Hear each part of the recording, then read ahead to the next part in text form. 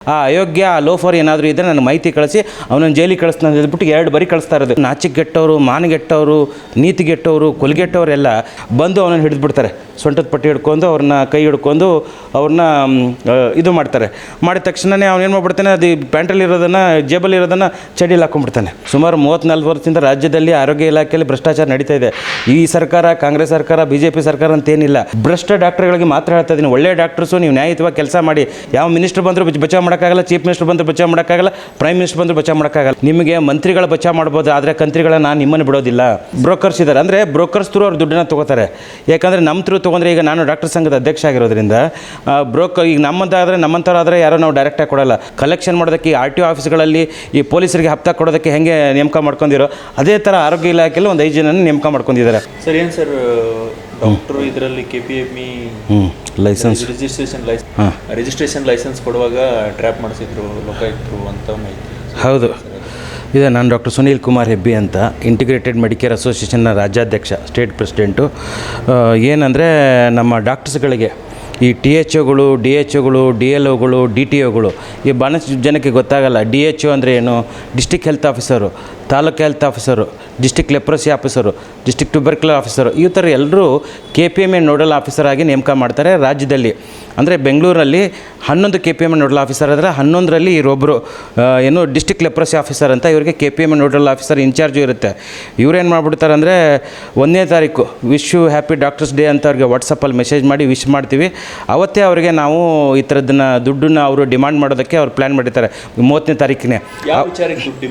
ಅವ್ರು ಏನಂದರೆ, ಈಗ ಒಬ್ಬ ಡಾಕ್ಟ್ರು ಆಗಿರೋಂಥವ್ನು Karnataka private medical establishment act ಅಂತಿದೆ, authority.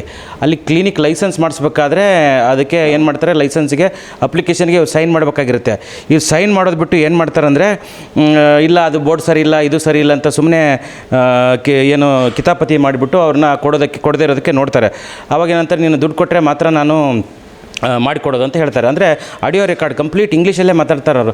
Give me whatever I said, how much going on ಬ್ರೋಕರಿಂದ ಎಷ್ಟು ನಡೀತಾ ಇದೆ, ಯಾವ ಥರ ನಡೀತಾ ಇದೆ, ಅಲ್ಲಿ 60-70 ಸಾವಿರ ನಡೀತಾ ಇದೆ, ನೀನು ಎಷ್ಟು ಕೊಡ್ತೀಯಾ, ಈ ಥರ ಲೈಸೆನ್ಸ್ ಕೊಡೋಕ್ಕೆ ಬ್ರೋಕರ್ಸ್ ಇದ್ದಾರೆ. ಅಂದರೆ ಬ್ರೋಕರ್ಸ್ ಥ್ರೂ ಅವ್ರು ದುಡ್ಡನ್ನು ತೊಗೋತಾರೆ. ಯಾಕಂದರೆ ನಮ್ಮ ಥ್ರೂ ತೊಗೊಂಡ್ರೆ, ಈಗ ನಾನು ಡಾಕ್ಟರ್ ಸಂಘದ ಅಧ್ಯಕ್ಷ ಆಗಿರೋದ್ರಿಂದ ಬ್ರೋಕರ್ ಈಗ ನಮ್ಮಂಥವ್ರಾದರೆ ಯಾರೋ ನಾವು ಡೈರೆಕ್ಟಾಗಿ ಕೊಡೋಲ್ಲ. ಬ್ರೋಕರ್ಸ್ ಥ್ರೂ ಬಂದಾಗ ಸೇಫ್ ಆಗಿರುತ್ತೆ ದುಡ್ಡು. ಸುಮಾರು 4-5 ಜನ ಬ್ರೋಕರ್ಸನ್ನು ಬೆಂಗಳೂರು DHO ಆಫೀಸಲ್ಲಿ ನೇಮಕ ಮಾಡ್ಕೊಂಡ್ಬಿಟ್ಟಿದ್ದಾರೆ. ಅಂದರೆ ಅನಧಿಕೃತವಾಗಿ ನೇಮಕ ಮಾಡ್ಕೊಂಡ್ರೆ, ಸರ್ಕಾರಿ ನೇಮಕಾತಿ ಅಲ್ಲ, ಕಲೆಕ್ಷನ್ ಮಾಡೋದಕ್ಕೆ ಈ RTO ಆಫೀಸ್ಗಳಲ್ಲಿ ಈ ಪೊಲೀಸರಿಗೆ ಹಪ್ತ ಕೊಡೋದಕ್ಕೆ ಹೆಂಗೆ ನೇಮಕ ಮಾಡ್ಕೊಂಡಿರೋ, ಅದೇ ಥರ ಆರೋಗ್ಯ ಇಲಾಖೆಯಲ್ಲಿ ಒಂದು 5 ಜನನ ನೇಮಕ ಮಾಡ್ಕೊಂಡಿದ್ದಾರೆ. ಅವ್ರ ಕಡೆಯಿಂದ ಏನು ಮಾಡ್ತಾರೆ, ಕಲೆಕ್ಷನ್ ಮಾಡ್ಕೋತಾ ಇದ್ರು. ನಾನೇನಂದರೆ, ನಾನು ಡಾಕ್ಟರ್ ಸಂಘದ ಅಧ್ಯಕ್ಷ ಆಗಿರೋದ್ರಿಂದ ಈ ಥರದ್ದು ಯಾರಾದರೂ ಡಾಕ್ಟ್ರಿಗೆ ಕಾನೂನುಬದ್ಧವಾಗಿ, ನ್ಯಾಯಯುತವಾಗಿ ಎಲ್ಲ ರೀತಿಯಿಂದ ಇದ್ದು, ಸರಿಯಾಗಿದ್ದು, ಡಾಕ್ಯುಮೆಂಟ್ಸ್ ಇದ್ರೂ ಲಂಚ ಕೇಳಿದರೆ, ಆ ಅಯೋಗ್ಯ ಆ ಲೋಫರ್ ಏನಾದರೂ ಇದ್ದರೆ ನನಗೆ ಮಾಹಿತಿ ಕಳಿಸಿ ಅವನನ್ನು ಜೈಲಿಗೆ ಕಳಿಸ್ತಾನೆ ಅಂತ ಹೇಳ್ಬಿಟ್ಟು 2 ಬಾರಿ ಕಳಿಸ್ತಾ ಇರೋದು. ಈಗ ಮೊದಲೊಬ್ಬನಿಗೆ ಹೇಳಿದ್ದೆ, ಮೊದಲು ಕಳಿಸಿದ್ದಾಯಿತು, ಈಗ 2ನೇದವನಿಗೆ ಮಾಡ್ತಾಯಿದ್ದೀವಿ. ಈ ಥರದ KPME ನೋಡಲ್ ಆಫೀಸರ್ 11 ಜನ ಇದ್ದಾರೆ. ಇವ್ರು ಏನಾಗಿದೆ ಅಂದರೆ, ಇವ್ರು ಹೆದರೋದೇ ಇಲ್ಲ. ಯಾರೋ MLAನೋ MP ನೋ ಮಿನಿಸ್ಟ್ರುಗಳಿಗೆ ಏನೋ ಚಮಚಾಗಿರಿ ಮಾಡ್ಕೊಂಡು ಅಥವಾ ದುಡ್ಡು ಕೊಟ್ಕೊಂಡು ಸೆಟಲ್ಮೆಂಟ್ ಮಾಡ್ಕೊಂಡು ಬಂದಿರೋ ಥರ ಮಾಡ್ಕೊಂಡ್ಬಿಟ್ಟಿದ್ದಾರೆ.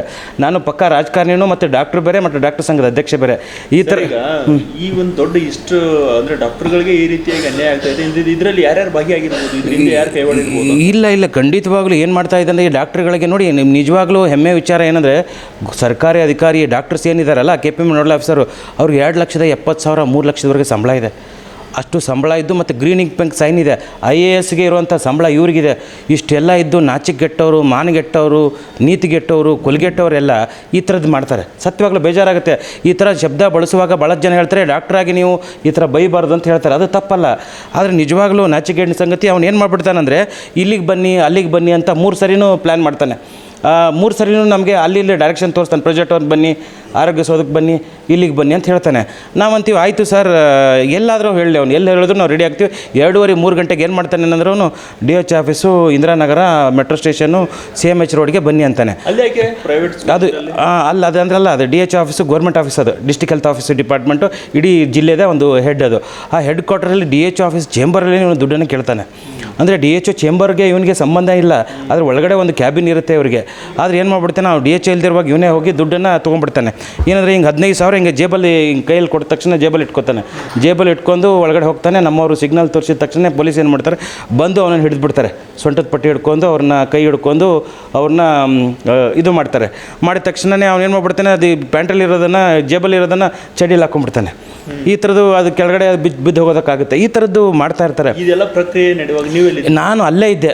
ನಾನು ಕಣ್ಣಾರೆ ವಿಟ್ನೆಸ್ಸು, ಕಣ್ಣಾರೆನ ನೋಡಿರೋಂಥದ್ದು. ಪೊಲೀಸರು ನಮ್ಮ ಲೋಕಾಯುಕ್ತ SP1 ಶಿವಪ್ರಕಾಶ್ ದೇವರಾಜ್ ಅಂತ IPS officer, Karnataka Lokayukta SP Shivaprakash Devaraj ಅಂತ IPS ಆಫೀಸರ್ ಅವ್ರು ಏನು ಮಾಡ್ತಾರೆ ಅಂದರೆ ತಕ್ಷಣಕ್ಕೇ ಅವ್ರನ್ನ ಇವ್ರಿಗೆ ಯಾರಿಗೆ SP1 ಅವ್ರಿಗೆ ಏನು ಮಾಡ್ತಾರೆ, DYSP ಪ್ರದೀಪ್ ಕುಮಾರು ಮತ್ತು ಅವ್ರ ಟೀಮ್ಗಳಿಗೆ ಹೇಳ್ತಾರೆ. ಏನಂತ ಹೇಳ್ತಾರೆ ಅಂದರೆ ಈ ಥರದ್ದು ಇದೆಯಲ್ಲ, ಇದ್ರದ್ದು ಕೇಸ್ ಡಿಮಾಂಡ್ ಇದೆ, ಲೋಕಾಯುಕ್ತಕ್ಕೆ ಕೇಸ್ ಕೊಡಬೇಕಾದ್ರೆ ಸುಮ್ಮನೆ ನಾವು ದುಡ್ಡು ಕೇಳ್ತಾ ಇದ್ದಾರೆ ಸರ್ ಅದಕ್ಕೆ ಅಂತ ಹೇಳೋದಲ್ಲ. ದುಡ್ಡು ಕೇಳೋದಕ್ಕೆ ರೆಕಾರ್ಡ್ ಇರಬೇಕು ಮತ್ತು ಕೆಲಸ ಪೆಂಡಿಂಗ್ ಇರಬೇಕು. ಅವ್ರ ಹತ್ರ ಕೆಲಸ ವರ್ಕ್ ಪೆಂಡೆನ್ಸಿ ಮತ್ತು ದುಡ್ಡು ಕೇಳೋದ್ರ ಬಗ್ಗೆ ರೆಕಾರ್ಡ್ ಇದ್ದರೆ ಮಾತ್ರ ಅವರು FIR ಮಾಡ್ತಾರೆ. FIR ಮೇಲೆ FIR ಆದಮೇಲೆ ಅವರು ಟ್ರ್ಯಾಪ್ ಮಾಡೋಂಥದ್ದು. FIRಕ್ಕಿಂತ ಮುಂಚೆ ಭಾಳಷ್ಟು ಪ್ರೊಸೆಸ್ ಇರುತ್ತೆ. 3 ಗಂಟೆ ಕಾರ್ಯಕ್ರಮ ಇರುತ್ತೆ. ಅದು 3 ಗಂಟೆ ಏನೇನು ಇರುತ್ತೆ, ಹೇಗಿರುತ್ತೆ ಅಂತ. ರೆಡ್ ಹ್ಯಾಂಡ್ ಅಂದರೆ ಆ ವ್ಯಕ್ತಿನ ದುಡ್ಡು ತೊಗೊಳ್ಳೋದನ್ನು, ಅದಕ್ಕೆ ಸೋಡಿಯಮ್ಮನ ಒಂದು ದ್ರಾವಣ ಹಾಕಿರ್ತಾರೆ. ಅದನ್ನು ಮುಟ್ಟಿದ ತಕ್ಷಣ ಆ ಪೇಪರ್ಗೆ ಅದನ್ನ ನೀರಲ್ಲಿ ಅವ್ರನ್ನ ಕೈ ಎತ್ತಾರೆ. ಇಷ್ಟೆಲ್ಲ ನೀವು ಪ್ರಕ್ರಿಯೆ ಹೇಳಿದ್ರು ಯಾವ ರೀತಿಯಾಗಿ ಟ್ರ್ಯಾಪ್ ಮಾಡಿದ್ರು ಅಂತ. ಸೊ ಈಗ ರಾಜ್ಯದಲ್ಲಿ ನೂತನವಾಗಿ ಆರೋಗ್ಯ ಸಚಿವರು ಬಂದಿದ್ದಾರೆ. ಹೌದು. ಸೊ ಅವ್ರಿಗೆ ಈ ಬಗ್ಗೆ ಏನಾದರೂ ಮಾಹಿತಿ ಇದೆಯಾ? ಇಲ್ಲ, ಖಂಡಿತವಾಗಿ ಭ್ರಷ್ಟಾಚಾರ ನಡೀತಾ ಇದೆ ಅವ್ರ ಬಗ್ಗೆ? ಹೌದಲ್ಲ, ಇಲ್ಲ, ಈ ಭ್ರಷ್ಟಾಚಾರ ಇವರು ಈ ಆರೋಗ್ಯ ಮಂತ್ರಿ ಬರೋಕ್ಕಿಂತ ಮುಂಚೆ ನಡೀತಾ ಇದೆ. ಹಿಂದೆ ಸುಮಾರು 34 ವರ್ಷದಿಂದ ರಾಜ್ಯದಲ್ಲಿ ಆರೋಗ್ಯ ಇಲಾಖೆಯಲ್ಲಿ ಭ್ರಷ್ಟಾಚಾರ ನಡೀತಾ ಇದೆ. ಈ ಸರ್ಕಾರ, ಕಾಂಗ್ರೆಸ್ ಸರ್ಕಾರ, BJP ಸರ್ಕಾರ ಅಂತೇನಿಲ್ಲ. ಆದರೆ ಈ ಆರೋಗ್ಯ ಸಚಿವರು 5 ಬಾರಿ ಶಾಸಕರಾಗಿರೋಂಥವ್ರು, 2 ಬಾರಿ ಆರೋಗ್ಯ ಮಂತ್ರಿ ಆಗಿರೋಂಥವ್ರು. ಇವರು ಪ್ರಾಮಾಣಿಕರು, ಸ್ಪೀಕರ್ ಆಗಿರೋಂಥವ್ರು, ಪ್ರಾಮಾಣಿಕವಾಗಿರೋಂಥದ್ದು, ದಕ್ಷವಾಗಿರೋಂಥದ್ದು. ನಾನು ನಿಜವಾಗ್ಲೂ ಭಾಳಷ್ಟು ಜನ ಆರೋಗ್ಯ ಮಂತ್ರಿಗಳನ್ನ ನೋಡಿದ್ದೀನಿ. ಬಟ್ ಇವ್ರಿಗೆ ಕಂಪೇರ್ ಮಾಡೋ ಹಾಗಿಲ್ಲ. ಇವರು ಹಾನೆಸ್ಟಾಗಿ, ಪ್ರಾಮಾಣಿಕವಾಗಿ ಜನಪರ ರಾಜಕಾರಣ ಮಾಡೋಂಥ ರಾಜಕಾರಣಿ. ನಾನು ಯೂಶ್ವಲಿ ಯಾವ ರಾಜಕಾರಣಿಗೂ ಹೊಗಳೋದೇ ಇಲ್ಲ. ಆದರೆ ಇವ್ರಿಗೆ ಯಾಕೆ ಹೇಳ್ತಾ ಇದ್ದೀನಿ, ಇದ್ದಿದ್ರಲ್ಲೇ ಒಳ್ಳೆಯವರು ಇರುವಾಗ ಇವ್ರಿಗೆ UT ಖಾದರ್ ಅವರು ಇಂಥವ್ರ ಗಮನಕ್ಕೆ ನಾನು ತರ್ತಾ ಇದ್ದೀನಿ. UT ಖಾದರ್ ಸರ್ಗೆ ನನ್ನನ್ನು ಕರೆಸಿ ಕೇಳಿದರೆ ಸಾಕ್ಷಿ ಸಮೇತ ಕೊಡ್ತೀನಿ. ಇವರೊಬ್ಬರದೇ ಕತೆ ಅಲ್ಲ ಸರ್. ಹೋದರೆ ಸುಮಾರು 6-7 ಜನ ಇನ್ನೂ ಜೈಲಿಗೆ ಹೋಗ್ಬಿಡ್ತಾರೆ. ಸತ್ಯವಾಗಲೂ ನನ್ನ ಹತ್ರ ಎಲ್ಲ ದಾಖಲೆಗಳಿದ್ದಾವೆ. ನಾನೇನೋ ಥ್ರೆಟನ್ ಮಾಡ್ತಾ ಇಲ್ಲ. ನಾಚಿಕೆಟ್ಟವ್ರಿಗೆ ನೀಟಾಗಿ 2,80,000 ಸಂಬಳ ಕೊಡ್ತಾರೆ. ಅದಕ್ಕೆ ಬದುಕರು ಅಂತ ಜನಕ್ಕೆ ನೌಕರಿ ಇಲ್ಲ. ಅದಕ್ಕಾಗಿ ಇವರು ಸರ್ಕಾರಿ ಡಾಕ್ಟ್ರು, ಪ್ರೈವೇಟ್ ಡಾಕ್ಟ್ರನ್ನ ಸುಲಿಗೆ ಮಾಡ್ತಾರಂಥದ್ದು ನಾಚಿಕೆಡ್ನ ಸಂಗತಿ. ಹಾಗಾಗಿ ಇಂಥವ್ರಿಗೆ ಏನಂದರೆ ಈ ಥರದ್ದು ಆದಾಗ ನನಗೇನ್ತಾ ಇದ್ದರೆ, ಈ ಡಾಕ್ಟ್ರನ್ನ ಕಳಿಸೋದ್ರಿಂದ, ಜೈಲಿಗೆ ಕಳಿಸೋದ್ರಿಂದ ಅಥವಾ ಅವ್ರು ಕೇಸ್ ಹಾಕೋದ್ರಿಂದ, ಟ್ರ್ಯಾಪ್ ಮಾಡಿಸೋದ್ರಿಂದ ನನಗೆ ಖುಷಿ ಇಲ್ಲ ಒಬ್ಬ ಡಾಕ್ಟ್ರಾಗಿ. ಯಾಕಂದರೆ ಸಮಾಜದಲ್ಲಿ ಮಾನ ಮರ್ಯಾದೆ, ಅವ್ರ ಹೆಂಡತಿ ಮಕ್ಕಳು ಮುಂದೆ ಹೋಗುತ್ತೆ, ಸಮಾಜದಲ್ಲಿ ಅವ್ರು ತುಚ್ಛವಾಗಿ ನೋಡ್ತಾರೆ. ಈ ಥರದಕ್ಕೆಲ್ಲ ಆಗ್ತಾಯಿದೆ. ನಾನು ಡಾಕ್ಟರ್ಸ್ ಕೇಳ್ತಾ ಇದ್ದೀನಿ, ಭ್ರಷ್ಟ ಡಾಕ್ಟ್ರುಗಳಿಗೆ ಮಾತ್ರ ಹೇಳ್ತಾ ಇದ್ದೀನಿ, ಒಳ್ಳೆಯ ಡಾಕ್ಟರ್ಸು ನೀವು ನ್ಯಾಯಯುತವಾಗಿ ಕೆಲಸ ಮಾಡಿ. ಈ ಕದಿಮರನ್ನ, ಕಳ್ಳರನ್ನ ಎಲ್ಲಿ ಕಳಿಸ್ಬೇಕು ಅಲ್ಲಿ ಕಳಿಸ್ತಾನೆ ಇರ್ತೀವಿ. ಹಾಗಾಗಿ ಇದಕ್ಕೆ ಎಲ್ರಿಗೂ ಹೇಳ್ತಾ ಇದ್ದೀನಿ. ಲಾಸ್ಟ್ ಟೈಮ್ ಹೇಳಿದ್ದೆ ನಿಮಗೆ, ಮೊದಲೇ ಟ್ರ್ಯಾಪ್ ಮಾಡಿದಾಗ ಹೇಳಿದೆ, ಇನ್ನು ಇದೇ ನಿಮಗೆ ಮಾರಿ ಹಬ್ಬ ಅಂತ ಹೇಳಿದೆ. ಸೆಕೆಂಡ್ ಟ್ರ್ಯಾಪ್ ಆಯಿತು. ಈ ಥರದ್ದು ಇನ್ನೂ 11 ಜನ ಇದ್ದೀರಾ ನೀವು. ನಿಮಗೂ ನಾವು ಹೇಳ್ತಾ ಇದ್ದೀನಿ, ನ್ಯಾಯಯುತವಾಗಿ ನೀವು ಕೆಲಸ ಮಾಡಿದರೆ ನಮ್ಮದೇನೋ ಅಭ್ಯಂತರ ಇಲ್ಲ. ನೀವು ಗೌರವ ಕೊಡ್ತೀವಿ, ನೀವು ನಮ್ಮ ಡಾಕ್ಟರ್ ಫೆಟರ್ನಿಟಿ. ಆದರೆ ಪ್ರೈವೇಟ್ ಡಾಕ್ಟರ್ಸ್ಗೆ, ಎನಿ MBBS ಡಾಕ್ಟರ್ ಆಗಲಿ, BMS ಡಾಕ್ಟರ್ ಆಗಲಿ, BHMS ಡಾಕ್ಟರ್ ಆಗಲಿ, ಎನಿ ಕ್ವಾಲಿಫೈಡ್ ಡಾಕ್ಟ್ರಿಗೆ ನೀವು ದುಡ್ಡು ಕೇಳೋದಾಗಲಿ, ಕ್ಲಿನಿಕ್ ಲೈಸೆನ್ಸ್ಗೋಸ್ಕರ ಅಥವಾ ಹಾಸ್ಪಿಟಲ್ ಲೈಸೆನ್ಸ್ಗೋಸ್ಕರ, ನರ್ಸಿಂಗ್ ಹೋಮ್ ಲೈಸೆನ್ಸ್ಗೋಸ್ಕರ ದುಡ್ಡು ಕೇಳಿದರೆ ನಾನಂತೂ ಖಂಡಿತವಾಗಿ ಬಿಡಲ್ಲ. ಯಾಕಂದರೆ ನಾನು ರಾಜಕಾರಣಿ ಆಗ್ಬೇಕಾದ ಕನ್ಸ್ಕೊಂಡಿರೋಂಥವ್ನು, 2 ಬಾರಿ MLA ನಿಂತಿರೋಂಥವ್ನು, ಹೋರಾಟ, ನ್ಯಾಯ, ನೀತಿ, ಧರ್ಮಕ್ಕಿರೋನು, ಸ್ವಚ್ಛ, ಪ್ರಾಮಾಣಿಕ, ಜನಪರ ರಾಜಕಾರಣ ಮಾಡಬೇಕಂತ ಹೋರಾಟ ಮಾಡ್ತಿರೋ ವ್ಯಕ್ತಿ. ಬೇರೆದವ್ರ ಥರ ಸಮಾಧಾನವಾಗಿ ಡಾಕ್ಟ್ರ್ ಇದ್ದಾನೆ ಅಂತ ಅನ್ನೋದಲ್ಲ. ನಾವು ಎಲ್ಲದಕ್ಕೂ ಸಿದ್ಧವಾಗಿರೋದಕ್ಕೆ ಈ ಥರದ್ದು ಮಾಡ್ತಾಯಿದ್ದೀವಿ. ನಿಜವಾಗ್ಲೂ ಗೌರವಯುತವಾಗಿ ಕೆಲಸ ಮಾಡಿ ಅಂತ ಕೇಳ್ತೀನಿ ಸರ್. ಅಂದರೆ ಈಗ ಟ್ರ್ಯಾಪ್ ಆಗಿದಾರಲ್ಲ, ಅವ್ರ ಹಿನ್ನೆಲೆ ಏನು ಸರಿ? ಈ ಹಿನ್ನೆಲೆ ಡಾಕ್ಟರ್ ಭುಜಬಲಿ ಅಂತ ಇವನು ಒಬ್ಬರಿಗೆ ಅಲ್ಲ, ಭಾಳಷ್ಟು ಜನಕ್ಕೆ ಈಗ ವಿಜಯನಗರ ಬೇರೆ ಏರಿಯಾಗಳಲ್ಲಿ ಡಾಕ್ಟರ್ಸ್ಗಳು 70,000 80,000 ಈ ಥರನ ದುಡ್ಡುಗಳನ್ನು ಕೊಟ್ಟಿದ್ದಾರೆ. ಅವ್ರು ಹೆದರ್ತಾರೆ ಮುಂದೆ ಒಂದು ಹೇಳೋದಕ್ಕೆ. ಭಾಳ ಜನ ಹತ್ರ ಪ್ರಭಾವಿನ ಅವ್ರಿಗೆ ಯಾರೋ ಇನ್ಫ್ಲೂಯೆನ್ಸ್ ಇದೆ ಅಂತ, ಯಾರೋ MLA ಯಾರೋ ಇನ್ಫ್ಲೂಯೆನ್ಸ್ ಇದೆ, ಅವ್ರಿಗೆ ಪೋಸ್ಟಿಂಗ್ಸ್ ಎಲ್ಲ ಆಗುತ್ತೆ, ಈ ಥರದ್ದೆಲ್ಲ ಹೇಳಿದರು. ನಾನು ಹೇಳಿದೆ, ಎಲ್ಲರಿಗೂ ಪ್ರಭಾವ ಇರೋದಲ್ಲ. ಈ ರಾಜಕಾರಣ ಅಂದಮೇಲೆ MLAಗಳು ಇರೋದೇ ಪ್ರಭಾವ ಬೀರೋದಕ್ಕೆ, ಮಾಡಬಾರ್ದು ಕೆಲಸ ಮಾಡೋದಕ್ಕೆ ಇರೋವಂಥದ್ದು. ಹಾಗಾಗಿ ಯಾವ ಪ್ರಭಾವ ಬೀರಿದ್ರೂ ಈಗ ಯಾವನು ಬಚಾವ್ ಮಾಡ್ತಾನೆ ರೀ ಅವನ್ನ? ಯಾವ ಮಿನಿಸ್ಟರ್ ಬಂದರೂ ಬಚಾವ್ ಮಾಡೋಕ್ಕಾಗಲ್ಲ, ಚೀಫ್ ಮಿನಿಸ್ಟರ್ ಬಂದರೂ ಬಚಾವ್ ಮಾಡೋಕ್ಕಾಗಲ್ಲ, ಪ್ರೈಮ್ ಮಿನಿಸ್ಟರ್ ಬಂದರೂ ಬಚಾವ್ ಮಾಡೋಕ್ಕಾಗಲ್ಲ. ಕಾನೂನು ಅದ್ರ ಪ್ರಕ್ರಿಯೆ ಮಾಡ್ತಾನೆ ಇರುತ್ತೆ. ಹಾಗಾಗಿ ನಿಮಗೆ ಮಂತ್ರಿಗಳ ಬಚಾವ್ ಮಾಡ್ಬೋದು, ಆದರೆ ಕಂತ್ರಿಗಳನ್ನ ನಾನು ನಿಮ್ಮನ್ನು ಬಿಡೋದಿಲ್ಲ ಸತ್ಯವಾಗ್ಲಿ. ಯಾಕಂದರೆ ನಾನು ಬೇಜಾರಿಂದ ಹೇಳ್ತಾ ಇದ್ದೀನಿ, ನ್ಯಾಯಯುತವಾಗಿ ಬದುಕ್ರಪ್ಪ. ಸಂಬಳ ಕೊಟ್ಟಿದ್ದಾರೆ. ಪ್ರಿನ್ಸಿಪಾಲ್ ಹೆಲ್ತ್ ಸೆಕ್ರೆಟರಿ ಹರ್ಷ ಗುಪ್ತಾ ಅಂತ ಅವರು ಇದ್ರು, ಈಗ ಹೊಸ ಪ್ರಿನ್ಸಿಪಾಲ್ ಹೆಲ್ತ್ ಸೆಕ್ರೆಟರಿ ಬಂದಿದ್ದಾರೆ. ಕಮಿಷನರು ಹೆಗಡೆ ಅವರು ಬಂದಿದ್ದಾರೆ. ಇವ್ರು ಒಳ್ಳೆಯ ಹೆಸರು ತನ್ನಿ. ಆರೋಗ್ಯ ಸಚಿವರು ಮಾನ ಕಳಿಬೇಡಿ, ನೀವು ಗೌರವಯುತವಾಗಿ ಬದುಕಿ. ನಾನು ಇದನ್ನು ಆರೋಗ್ಯ ಮಂತ್ರಿಯವ್ರನ್ನ ಭೇಟಿಯಾಗಿ ಇದ್ರ ಸಂಬಂಧಪಟ್ಟ ದಾಖಲೆ ಎಲ್ಲ ಕೊಡ್ತೀನಿ. ಅವ್ರು ಹೆಚ್ಚಿನ ವಿಡಿಯೋಗಳಿಗೆ ಪ್ರತಿಧ್ವನಿ ಯೂಟ್ಯೂಬ್ ಚಾನೆಲ್ ಸಬ್ಸ್ಕ್ರೈಬ್ ಮಾಡಿ, ಬೆಲ್ ಐಕಾನ್ ಕ್ಲಿಕ್ ಮಾಡಿ.